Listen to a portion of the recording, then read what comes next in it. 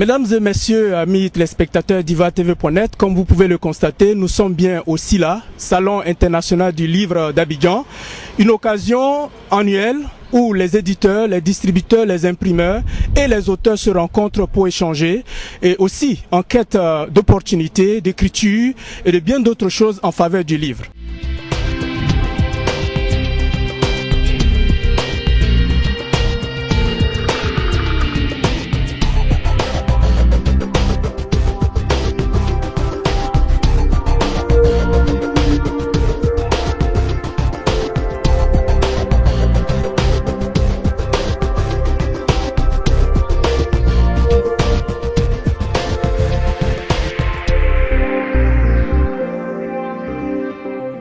Madame, vous êtes Marie-Laure Angoran, vous êtes directrice du Centre de documentation de l'information de l'ambassade des États-Unis.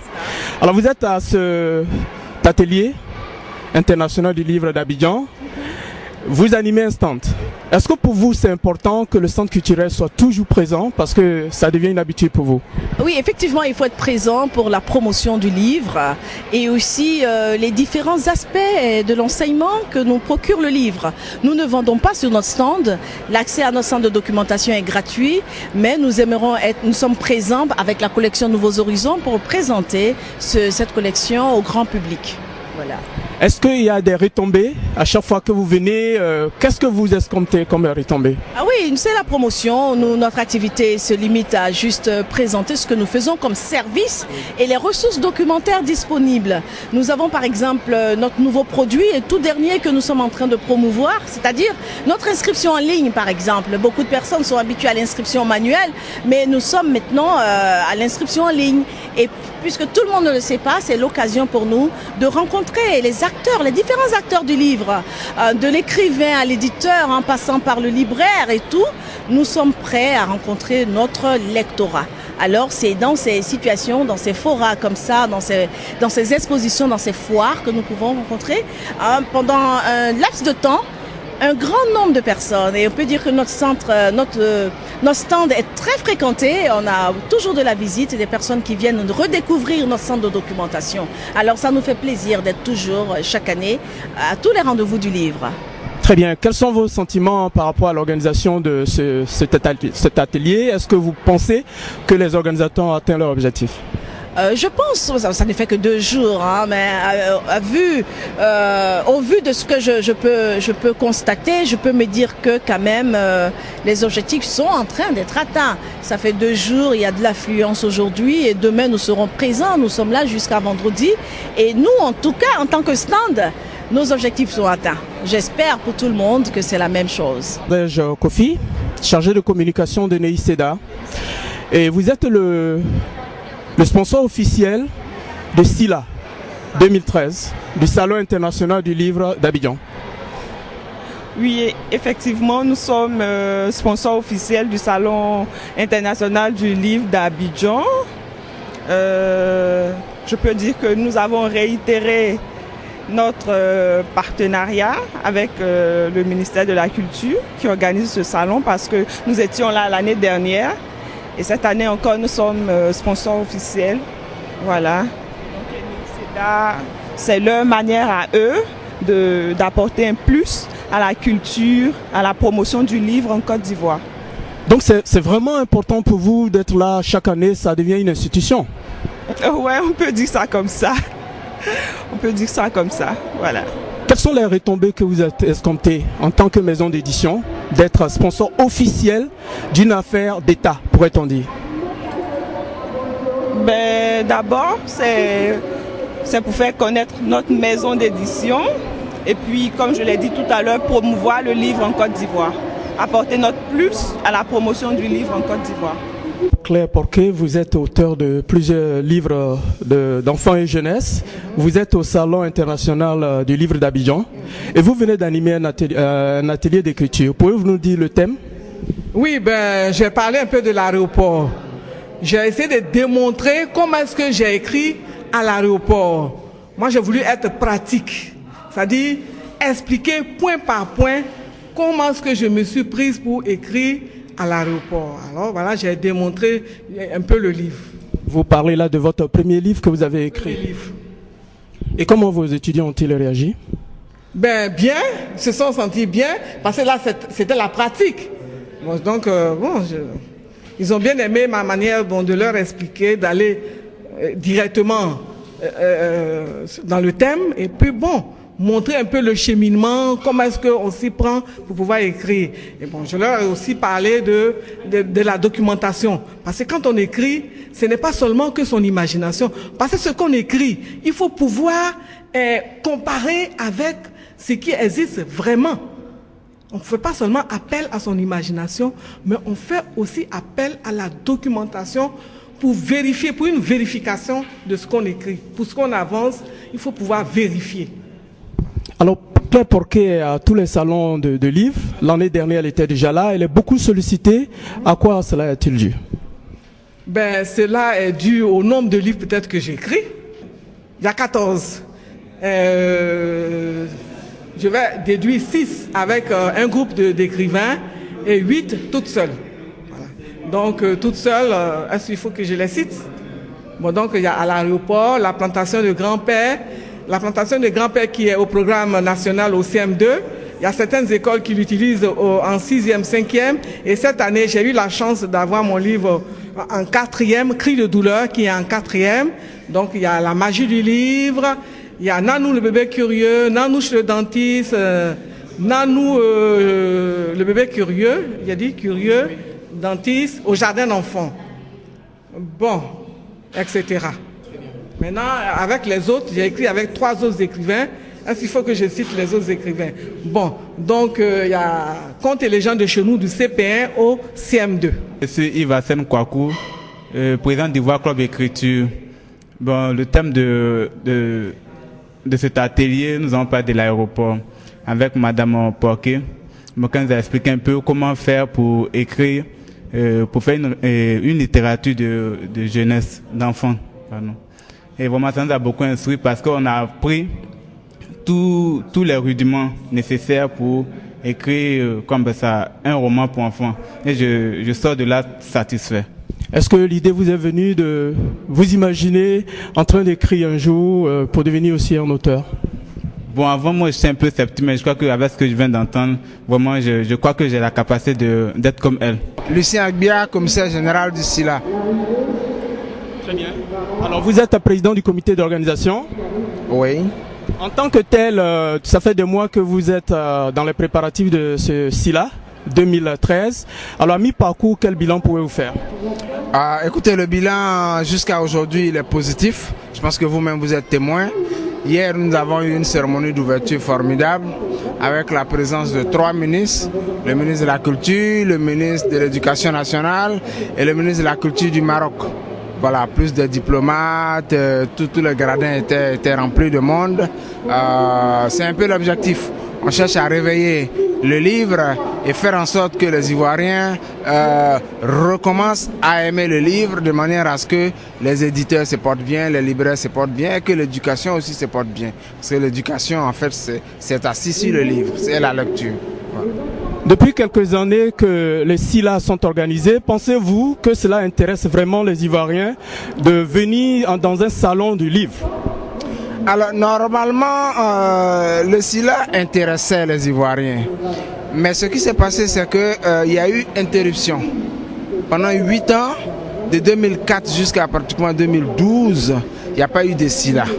Et donc il a fallu l'année dernière que le ministre de la Culture décrète l'année du livre et que nous fassions un forcing pour relancer le SILA. C'est en ce moment que nous avons été désignés commissaire général. Donc disons que nous sommes en train de renaître après cette longue absence-là. Mais quand je vois ce que je vois, je pense que les Ivoiriens aiment le livre. Et ce qu'il faut, c'est qu'on veut faire aimer le livre par la base. Voilà, parce que si les enfants aiment le livre, quand ils seront grands, ils vont apprendre à leurs enfants à aimer le livre. Et donc je pense que nous sommes dans cette mouvance-là. Et moi je suis heureux de voir que les stands sont depuis ce matin, des élèves, des colonies entières d'élèves, des jeunes enfants, des collégiens, tout ça viennent. Je pense que c'est bon signe. Ça. Très bien. Alors qu'est-ce qui a été l'innovation de cette année dans l'organisation du SILA? Alors cette année, principalement, nous avons 2 innovations. Le SILA l'année dernière a eu lieu au Plateau. Le Plateau, c'est le quartier des affaires, c'est le quartier des adultes. Mais ce que nous voulons, c'est que le livre soit un compagnon des Ivoiriens. Il faut qu'il soit un objet quotidien.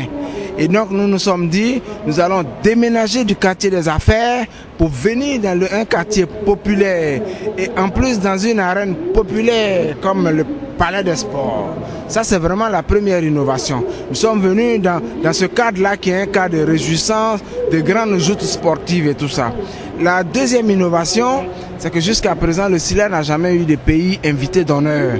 Dans beaucoup de salons de livres à l'étranger, ça existe. Et donc cette année, nous avons eu un pays invité d'honneur. Le Maroc a été l'invité de la Côte d'Ivoire et le Maroc a répondu présent. Et ils sont venus avec une très forte délégation. 14 personnes, accompagnées du ministre de la Culture, voyez-vous. Donc c'est vraiment significatif. Donc ce sont les deux principales innovations. Chaque année, nous allons essayer d'introduire des innovations. Merci monsieur le directeur. Monsieur le directeur du cabinet, nous savons que madame le ministre a été à l'ouverture de ce salon et aujourd'hui vous en tant que directeur de cabinet vous êtes là. Alors l'éducation nationale s'intéresse de près au salon du livre. Y a-t-il une raison à cela monsieur le directeur? Oui, vous l'avez révélé, madame le ministre était là hier à l'ouverture du salon. Aujourd'hui elle nous a instruit à l'effet de venir encourager tous les éditeurs. Parce qu'on nous a dit que la journée d'aujourd'hui est consacrée, est dédiée à l'éducation. Et donc nous sommes venus avec une forte délégation sur l'instruction de madame le ministre pour apporter tous les encouragements du ministère aux éditeurs. Vous savez que le livre est le cœur de notre métier. Sans livre, il n'y a pas d'éducation. Donc chaque fois qu'il y a une célébration de notre outil préféré de travail, nous nous sentons obligés de venir ici pour donc soutenir nos partenaires. C'est donc un appui, un soutien, des encouragements que nous sommes venus apporter au nom de madame le ministre de l'Éducation nationale à nos partenaires sûrs. Alors, ministre Ancon Justin, bonjour. Bonjour monsieur Sylvette Ouraga. Alors, vous êtes au SILA, Salon international du livre d'Abidjan. Pour vous, c'était un impératif d'être là? Oui, je pourrais le dire. Ce salon, c'est un impératif pour moi d'être là puisque c'est l'hôtel sur lequel on célèbre le livre. Donc en tant qu'auteur, il fallait que je sois là. Exactement, c'est ce qu'on allait dire. Vous êtes l'auteur de ce livre, Tom nuptial, et vous êtes en pleine dédicace. Comment le public réagit-il? Oui, le public réagit positivement puisque cet après-midi nous avons reçu un grand nombre d'élèves, de parents, d'enseignants et même les membres du ministère de l'Éducation nationale qui nous ont rendu visite, qui nous fait l'honneur de nous rendre visite. Donc vraiment sur ce côté-là, je peux dire que les visites sont vraiment positives. Voilà. Très bien. Donc pour vous, l'aventure continue. Est-ce que c'est des sources de motivation pour vous de continuer votre travail d'écrivain?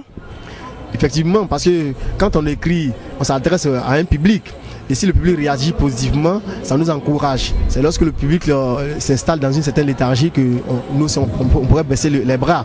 Mais je pense que pour l'heure, le public réagit positivement face à l'œuvre, à mon premier roman. Donc je suis satisfait. Ça me pousse à oser davantage, à écrire davantage. Bonjour, moi c'est Tia Lydie. Je suis là au Salon du Livre pour mon livre Kia. Je suis là pour les dédicaces de ce livre-là. Merci. Très bien. Et comment le public se comporte-t-il vis-à-vis de votre œuvre? Non mais vraiment je suis très émue parce que là ça se comporte très bien depuis hier déjà et aujourd'hui ça va. Donc ça me va droit au cœur, je suis très contente. Voilà. En dehors du livre, vous avez deux activités?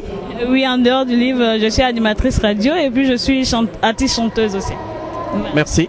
Bonsoir monsieur, je suis madame Kofi Bernadette Akissi, je suis auteur et je suis là ce soir aussi là parce que j'ai déjà publié certains livres dont Pakinou et l'univers des noms et prénoms baoulés en Côte d'Ivoire.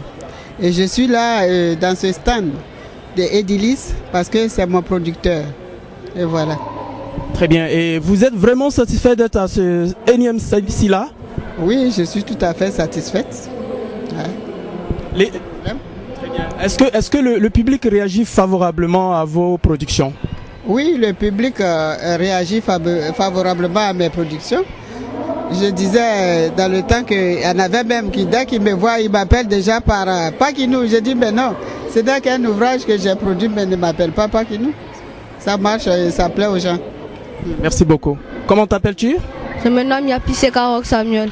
Je suis en classe de CM2C. Très bien. Alors nous sommes au SILA. Pour toi, le SILA, c'est quoi? Salon international du livre d'Abidjan. Et pourquoi tu es là? Pourquoi tu es au SILA? Je suis là pour connaître les différents auteurs et pour connaître aussi les différents romans. Très bien. Ça veut dire que tu es un grand lecteur, tu aimes beaucoup la lecture, pas vrai? Oui, monsieur. Quels sont les livres que tu as déjà lus? J'ai déjà lu Aya de Yopougon, Enna Pouloli. Ce sont les différents livres que j'ai lus. Très bien. Quel est l'auteur pour livre pour enfants que tu connais le plus? Fatou Keita. Est-ce que tu as déjà lu un de ses livres? Oui, monsieur. Lequel? Enna Pouloli. Très bien, merci. Nous sommes avec Eti Maker, un homme pour qui le livre compte, pour qui le livre, la lecture est presque une pathologie. Il est éminent critique littéraire dans notre pays. Alors nous l'avons rencontré à Sila, nous allons lui tirer ses impressions. Eti, bonjour. Bonjour. Quelles sont vos impressions pour l'organisation de ce salon du livre? Bon, mes premières impressions sont positives. Par rapport à l'année passée, cette année, les débats, les ateliers d'écriture ont effectivement lieu. En tout cas, j'ai participé déjà à 2 et je suis vraiment satisfait. Le public a répondu massivement. En tout cas, c'est satisfaisant. Très bien. Vous avez animé un atelier d'écriture cet après-midi. Quel en était le thème? Bon, le thème se formulait comme suit: écrit des nouvelles et des romans. C'est un atelier destiné aux porteurs de manuscrits. Et je pense qu'on a fait l'essentiel.